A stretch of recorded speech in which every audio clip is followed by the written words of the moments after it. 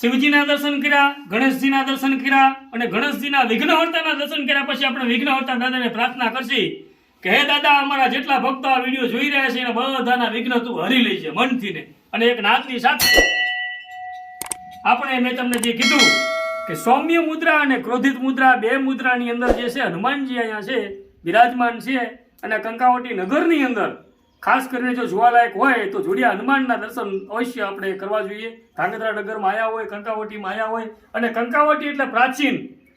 ઘણામાં મેં એના ઇતિહાસકારો પાસેથી થોડું ઘણું સાંભળેલું છે. ભાંગતો તૂટતો ઇતિહાસ મને બહુ ખાસ એટલી બધી ખ્યાલ નથી, પણ એમ કહેવાય કે ઇતિહાસ અને પુરાણમાં પણ આરતી જાણે ગવાતી તાણે કંકાવટી નગરીનું નામ આવતું. તો મિત્રો, આપણે કંકાવટી ગામની સીમમાં આવેલા જોડિયા હનુમાનજીના મંદિરે આપણે પહોંચી ગયા છીએ. તો ચાલો અમે તમને અંદર મંદિર હનુમાન દાદાના દર્શન પણ કરાવી અને મામા જોડે આ મંદિરનો થોડી ઘણી ઇતિહાસની પણ પ્રાપ્તિ આપણે કરીએ. તો ધન્યવાદ તમારો આપણે ભાણાભાઈ કે તમે મને ફરી વખત કંકાવટી નગરની અંદર તમે મને ફરી વખત મોકો આપ્યો તમારા વિડીયોની અંદર આવવાનો. આમ તો અમે મામા ભાણિયાના સંબંધમાં છીએ. મારે જે નયનભાઈ છે મારા ભાણેજ છે અને હું એમના મામા છું. અત્યારે આપણે મિત્રો ધાંગધ્રા તાલુકાના કંકાવટી ગામની અંદર આવેલી એક અતિ પ્રસિદ્ધ અને જૂનવાણી જગ્યા કે જેને જોડિયા હનુમાન તરીકે ઓળખવામાં આવે છે. અને આ હનુમાનજીની ખાસિયત એ છે કે આની અંદર જોડિયા હનુમાનની અંદર બે મૂર્તિ છે હનુમાનજીની. એમાં એક મૂર્તિ રહી એ સૌમ્ય મુદ્રાની અંદર છે અને એક મૂર્તિ રહી એ ક્રોધિત મુદ્રામાં છે. તમને ભાગ્યે જ ક્યાંક આવો જે છે પ્રસંગ અને આ ટાઈપનો અનુભવ થશે. તો ચલો અમારા વિડીયોની અંદર છેકથી છેક જોડાયેલા રહેજો. અને આ જગ્યાની અંદર જે મહંત છે બરોબર, એને પણ તમે આ જગ્યાની માથે દર્શને આવીને તમે ધાંગધ્રાની અંદર હોય, સુરનગરમાં હોય અને ક્યારેક પણ ધાંગધ્રામાં આવવાનું થતું હોય તો અચૂક આ મંદિરના દર્શને પધારશો અને ખાસ કરીને અહીંના જે જગ્યા છે એને સહકાર આપશો એવી અમે તમને વિનંતી કરીએ છીએ. તો આ એક સરસ મજાનું વિશાળ પ્રાંગણ જે જોડિયા હનુમાનનું પ્રાંગણ કહેવાય છે. અને જગ્યાની બાજુમાં એક આ તમે જુઓ ડેમ છે કે તળાવ છે, આપણને ખાસ માહિતી નથી પણ એ પાળની બિલકુલ બાજુમાં અને કંકાવટી નગરની બિલકુલ આગળના ભાગે ગામમાં અંદર આપણે આવીએ પુલ આવશે, પુલની બિલકુલ કાંઠા ઉપર નદીના કાંઠે આ જગ્યા છે જુનવાણી એ આવેલી છે. અને ઘણી ખરી બહારના ભાગમાં સમાતું એટલે કે સમાધિઓ પણ સંતોની છે, બધી સમાધિઓ પણ અહીંયા દર્શનીય છે. અવશ્ય જગ્યાનો લાભ લેશો. અહીંયા પૂર્વના સંતની સમાધિ છે અને નાગડુંગરવાળા બાપુ તરીકે એમને ઓળખવામાં આવતા. જે માહિતી છે નયનભાઈ એ આપણા વિડીયોમાં આપી રહ્યા છે. જે માહિતી નહીં હોય એ હું તમને નહીં આપી શકું. પણ આ જગ્યાનું તેજ નયનભાઈ, આ જગ્યાનું તેજ છે ને એ એટલું બધું પ્રખર છે કે આ જગ્યા આવ્યા પછી તમને એવું થશે કે મારે 2-3 કલાક 4 કલાક રોકાણ કરવું છે. ઘણી વખત હું પોતે એમ કહેવાય કે ઘરેથી કોઈ તકલીફમાં હોય કે ગમે ત્યારે હોય ત્યારે હું ઘણી વખત અહીં બેહવા આવતો રહેતો. સ્પેશિયલ એમ કહેવાય કે આત્માની શાંતિ માટે. ચોક્કસ બરોબર છે. આ એનું વિશાળ પ્રાંગણ, આ એની હારમાળની અંદર એક સરસ મજાની રાવટી કો કે ધર્મશાળા કો, આમ તો ધર્મશાળા જ કહેવાય, રાવટી મેળામાં હોય. તો પહેલાં આપણે અહીંના જે મહંત છે એમની મુલાકાત તમને અમે કરાવશું વિડીયોની આગળના ભાગની અંદર. તો તમે જોડાઈ લો. પહેલાં અમે તમને જે છે શિવાલય જે છે જુનવાણી એના દર્શન કરાવશી, ગણેશજીના દર્શન કરાવશી અને જેને આપણે દર્શન કરવા માટે આવ્યા છીએ એવા જોડિયા હનુમાનના દર્શન તમને પહેલાં અમે કરાવીશું. આવો આપણી સાથે નયનભાઈ. જેવા તમે આવો એટલે એક સરસ મજાની કમાનની સાથે આ પ્રવેશ દ્વાર આપણું સ્વાગત કરે. બરોબર. આત્માને ગમતી હોય, તમને શાંતિ આપતી હોય એવી જગ્યા હોય ધાંગધ્રાની નજીકની અંદર સુરનગર જિલ્લામાં તો આ છે. આવો મારા દોસ્તોને એક મારું એક સ્પેશિયલ એમ કહેવાય કે તમને આમંત્રણ છે આ જગ્યાના દર્શન કરવા માટે. આવો. હર હર મહાદેવના નામની સાથે એક નાદની સાથે આપણે આપણા દર્શક મિત્રોને શિવના દર્શન કરાવો. કારણ કે રુદ્ર અવતાર એટલે શિવ જે છે શિવનો જ બીજો અવતાર છે એ હનુમાનજી છે. આવું આપણે આપણા વેદ પુરાણો ઇતિહાસોમાં આપણે સાંભળેલું છે.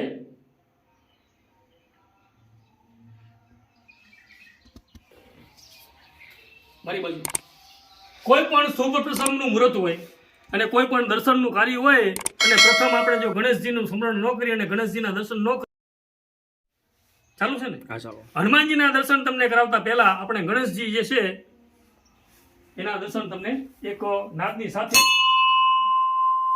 કરાવીશું.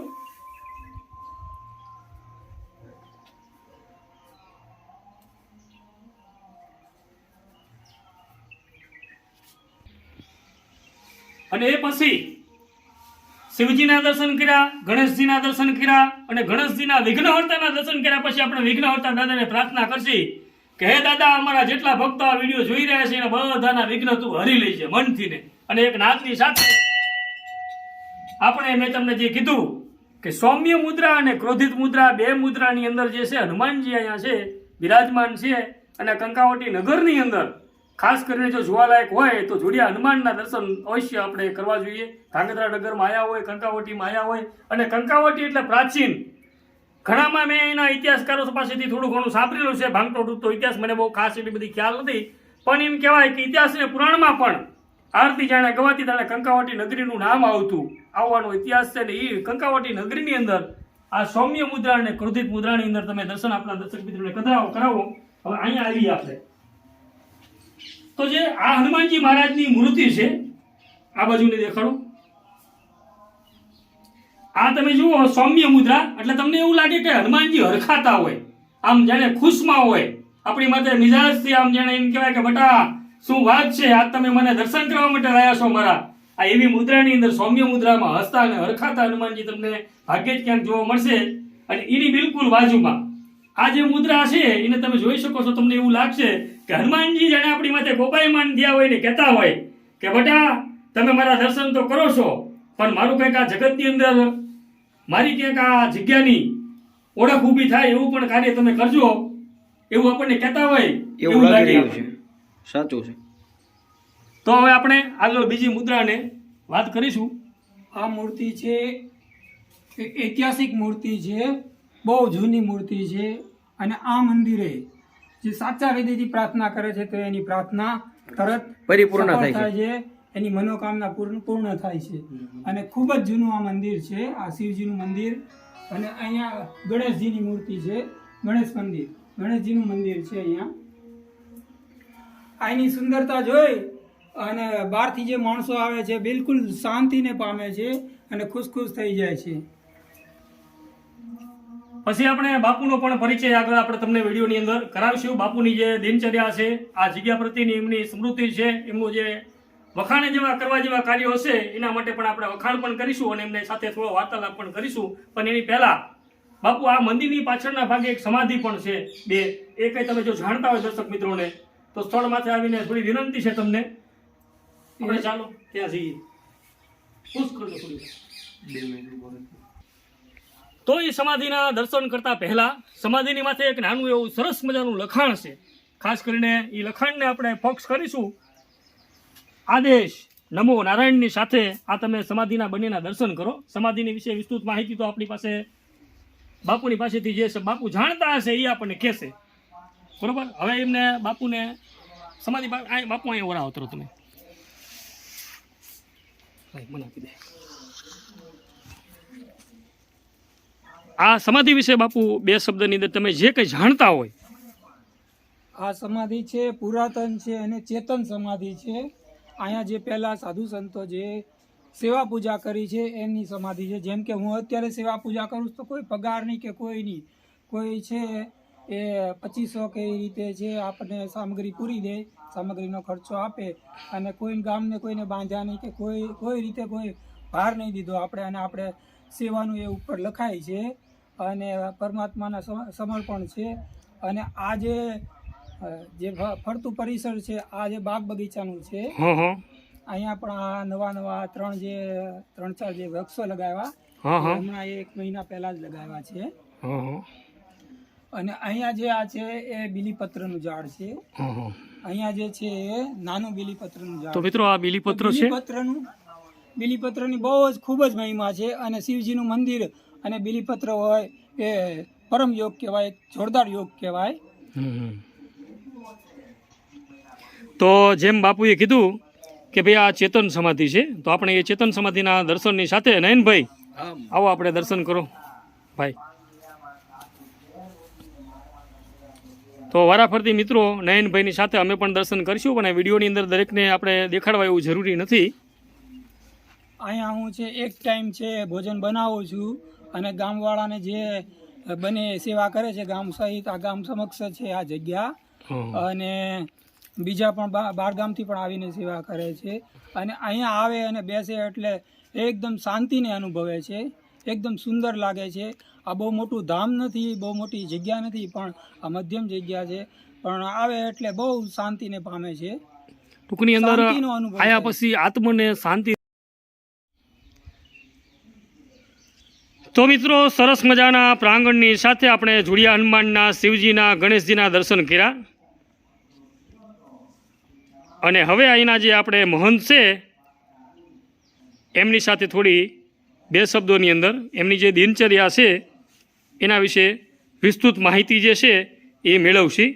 તો મિત્રો તમે જોઈ શકો છો કે બાપુ જે છે એ આગળ વિડીયોમાં બાપુએ કીધું હતું કે પોતે બાપુ જે છે એ એક જ ટાઈમ જમે છે, અને અત્યારે તમે જુઓ દિનચર્યામાં જે સાંજનું એમનું જે એક ટાઈમનું ભોજન છે, બાપુ સાંજે જમતા હશો ને એક ટાઈમ?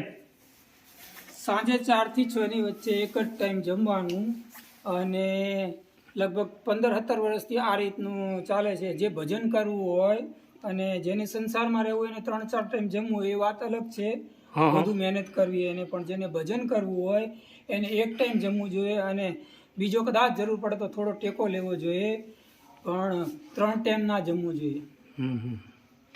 તો તમે જુઓ કે બાપુ જેટલું છે ભોજન ઓછું એટલું ભજન વધુ. બે જીવન છે, અંતર્મુખી અને બહિર્મુખી. જેટલું ખોરાકમાં સંયતિ હોય છે એટલો જ એ અંતર્મુખી થાય છે, અને સ્વપ્ન તુલ્ય જગત છે એવું ગુરુનું જ્ઞાન છે અંદરથી પ્રગટે છે. તો આ હતા આપણે બાપુ, અને બાપુની પાસે આપણે પછી જે છે અત્યારે તો બાપુ તમે જુઓ કે જે છે રસોઈ બનાવી રહ્યા છે, એમનું અત્યારે રસોઈનું કામ ચાલુ છે, એટલે આપણે વિડીયોને વિરામ આપતા, અને પછી જે છે રસોઈનું કામ પૂર્ણ થઈ જાય પછી આપણે આગળ વિડીયોની અંદર બાપુની પાસેથી બે સત્સંગની વાતો જે કંઈ આપણને ઉપદેશ લાયક આપણે બાપુ હશે એ કહેશે, અને એને આપણે સાંભળી. તો મિત્રો આપણે આગળ જે વાત કરી બાપુ રસોઈ બનાવતા હતા ત્યારે આપણે કીધું હતું કે બાપુ સાથે રસોઈ બનાવ્યા પછી આપણે જાણે ફ્રી થશું, અને ફ્રી થયા પછી બે સત્સંગની વાતો કરીશું, જેની અંદર આપણે થોડો વાર્તાલાપની અંદર પ્રથમ તો આપણે બાપુ જે છે એમના નામની સાથે, એમના ગુરુદેવના નામની સાથે જે કંઈ આપણને એમની પાસેથી જે સાંભળવા જેવી વાતો છે એની માટે આપણે ફોકસ કરીશું. તો બાપુ સર્વપ્રથમ તમે તમારા ગુરુદેવના નામની સાથે જે કંઈ આપણો સારામાં સારો સત્સંગ હોય, ખાસ કરીને સંતની પાસે અમે ઉપેક્ષા હંમેશા એવી રાખતા હોઈએ છીએ કે સંતની પાસેથી ખાસ કરીને એમના વિચાર બહુ મહત્વના હોય છે, જગતને કંઈક ને કંઈક તો શીખવા મળે એવા એમના વિચારો હોય છે. તો અમે તમારી પાસે એ ઉપેક્ષાની સાથે જોડાઈ ગયા છીએ, તો એ થોડો વાર્તાલાપ આપણને નો લાભ આપો. અમારા નિરંજન અખાડામાં નિરંજન દેવ ગુરુ માનવામાં આવે છે. આજે સૃષ્ટિ જે પરમાત્માએ બનાવી એની અંદર શાસ્ત્રો પણ બનાવ્યા, શસ્ત્રો પણ બનાવ્યા છે, અને સમય બદલાય એ મુજબ અમારા મહાપુરુષો, અમારા સંતો, અમારા ઋષિ મુનિઓ સંસ્કૃતિમાં સંકેત આપે છે. અત્યારે પણ હાલના પણ અમારા મોટા સંતો છે, મહંતો છે, ગુરુઓ છે, એ બધા સંકેત આપે છે.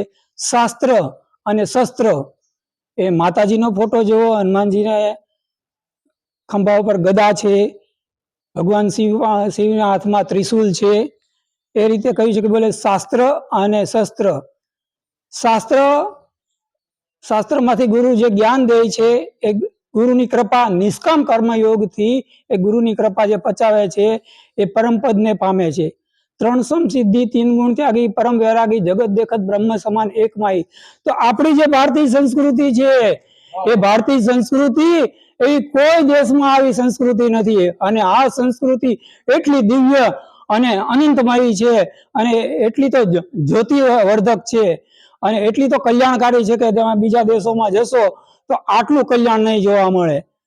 તમે અત્યારે હું કુંભ મેળામાં ગયો તો કેટલો લંગર અને કેટલું સેવાના ભાવો, 2-3 ટાઈમ ચા, આખો દિવસ ચા ચાલુ અખાડામાં, અને જમવામાં છે મોટો તંબુ, મોટો વિશાળ હોલ અને એની અંદર જે એક ભાગમાં છે એ સંત સેવા અને બીજા ભાગમાં ભક્તોની સેવા.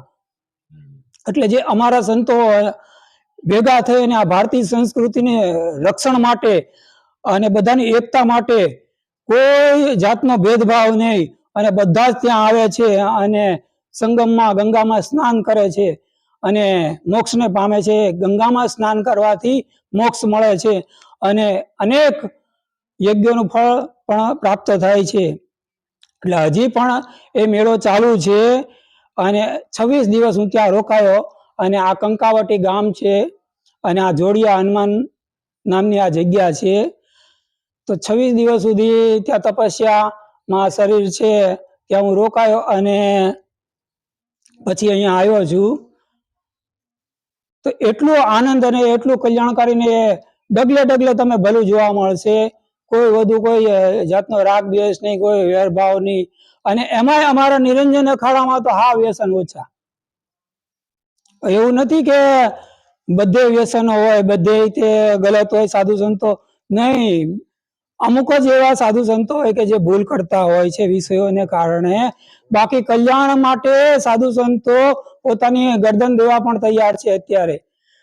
અને સંસ્કૃતિ માટે અત્યારે 6 તો કમિટી બની છે. હવે હું મારી વાણીને વિરામ આપું છું. આપણી જે ભારતીય સંસ્કૃતિ છે, આપણા સંતો છે, બહુ ખૂબ જ કલ્યાણકારી છે અને ઘટઘટમાં જે વસતા પરમાત્માને હું નમસ્કાર નમસ્કાર નમસ્કાર કરું છું. હવે બાપુ તમે તો મિત્રો આ હતા આપણા જોડિયા હનુમાનના સંત કહો કે પછી મહંત કહો, જે કહો એ બાપુ છે. અને બાપુનું આપણે સારામાં સારું એક સત્સંગનો નાનો એક પ્રવચનનો આપણે એક ભાગ જે હતો મહત્વનો, જે ખરેખર એમ કહેવાય કે બાપુના જે શબ્દો હતા એ ખરેખર જો એને ગ્રહણ કરીએ આપણે અને સાર્થક કરીએ તો જીવનની અંદર ઘણું પરિવર્તન આપણે લાવી શકીએ છીએ. તો આપણે બાપુએ જેમ કીધું કે ભાઈ વિડીયોને આપણે અહીંયા જે છે થોડો વાણીને વિરામ આપીએ, તો બાપુએ વાણીને વિરામ આપ્યો અને આપણે અહીંયા જે છે મિત્રો હવે આપણે વિડીયોને વિરામ આપવાનો જે સમય જે છે આપણો એ મિત્રો થઈ ગયો છે. તો આપણે વિડીયોને પણ અહીંયા જે છે બાપુના સાનિધ્યમાં અને જોડિયા હનુમાનના સાનિધ્યમાં આપણે વિડીયોને પણ હવે અહીંયા વિરામ આપીએ છીએ. તથા અસ્તુ. ધન્યવાદ.